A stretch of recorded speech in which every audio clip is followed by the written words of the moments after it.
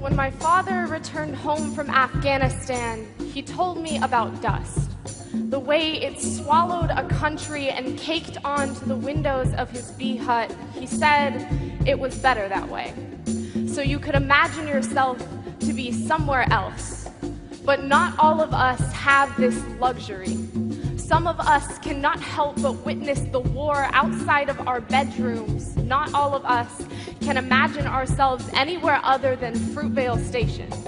Because colored boys are taught to make heaven out of this unholy skin and forget the way their grandmothers hold sorrow underneath their fingernails. And he said that it was better that way. So you could imagine yourself to be somewhere else. And so did Fox News and CNN and the United States Congress. They imagine themselves to be somewhere else. Somewhere where the gunshots are less loud, less disruptive during the funeral of that last dark boy. They imagine themselves to be somewhere where the difference between them mattered. They tried to turn the sirens into lullabies and sing us into forgetting that this country allows Zimmerman and Meserly to sound the same. Where headlines like, "Is Michael Brown the next Trayvon Martin?" remind us that there will always be another black boy to be the new face of your progress, where the Ferguson Police Department carry more gear than my father did in Afghanistan.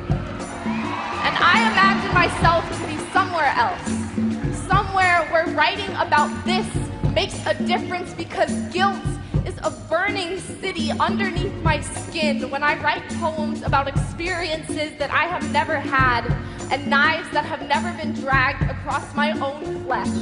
When the suburb I live in is made out of the ashes of this chaos and the best I can do is tweet about it. And still, my father asked me what's going on because he spent too much time staring at the dirt-covered windows that we are calling the law.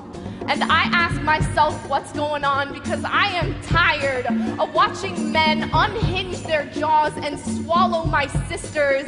And I am tired of pretending like there was nothing I could do to stop them. The same way Marvin asked us what's going on because he wore a bulletproof vest on tour, as if it could become skin that looks less like a target. We cannot afford to live like this any longer.